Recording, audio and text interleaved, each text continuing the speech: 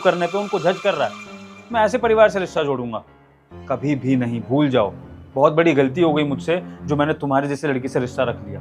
मुझे पता क्या करना चाहिए था, मुझे सबसे पहले तुम्हारा टेस्ट लेना चाहिए था कि तुम मेरे अलावा बाकी लोगों से किस तरह से बात करती हो, अपनी कम हैसियत वाले गरीब लोगों से किस तरह से बात करती हो।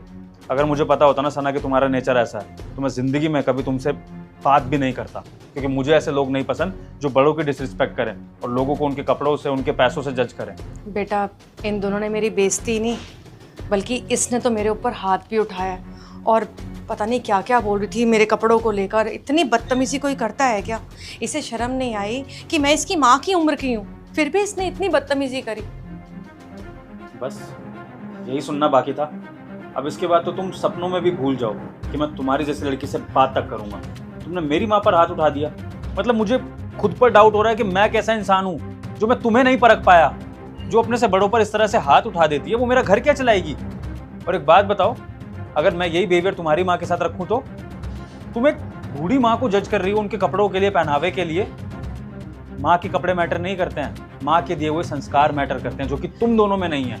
वरना तुम दूसरे की माँ के साथ, स्पेशली अपने फियांसे की माँ के साथ इस तरह का बिहेवियर नहीं करती। पर कोई बात नहीं माँ, जो गलती मैंने करी है ना सना को पसंद करके, उसको मैं अब सुधारूंगा।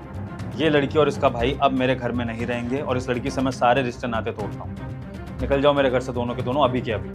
विभोर देखो, बात को समझो। तुम इस एक गलती के लिए मेरी बाकी की सारी अच्छाइयाँ भुला दोगे क्या? तुम्हें ये नहीं दिख रहा मैं तुमसे कितना प्यार करती हूँ? क्या कुछ नहीं करती मैं तुम्हारे लिए? हाँ विभोर जी, इतनी छोटी सी बात के लिए आप ये रिश्ता तोड़ देंगे? माता जी आप ही को समझाइए ना। देखिए गलतियां हो जाती हैं, अभी हम बच्चे हैं, अगर हो गई गलती तो आप माफ कर दीजिए प्लीज। विभोर जी ये रिश्ता मत ठुकराइए। बस सना बस, अब तुम दोनों को ड्रामेबाजी करने की ज़रूरत नहीं है, क्योंकि तुम्हारी सच्चाई मेरे आगे आ चुकी है। तुम किस तरह के लोग हो, और वैसे भी मुझे अपने घर में इस तरह की लड़की चाहिए ही नहीं जो लोगों से इस तरह से बदतमीजी करे। अरे तुमने आज मेरी माँ के साथ ऐसा बिहेव करा, कल को मेरे गाँव के और रिश्तेदार आ गए, तुम उनके साथ भी ऐसी सुलूक करोगी। ये चीज़ बार बार रिपीट होगी, क्योंकि जो माँ बाप के दिए हुए संस्कार होते हैं ना, वो कभी इंसान के अंदर से जाते नहीं हैं। तुम बदतमीज हो तो बदतमीजी ही करोगी। और हाँ, तुम दोनों को ये जो अपने कपड़ों का घमंड है ना कि ये कपड़े पहन के तुम बहुत मॉडर्न लगते हो, बहुत रिच लगते हो, कि तुम्हारी बहुत बड़ी गलतफहमी है। जब चार अच्छे लोगों में उठोगे बैठोगे ना, तब तुम्हें पता लगेगा कि अच्छे लोग होते कैसे हैं, और वहां पर तुम जैसे लोगों की ना बेइज्जती होगी, जैसे तुमने मेरी माँ की बेइज्जती करी। हम निकलो यहाँ से।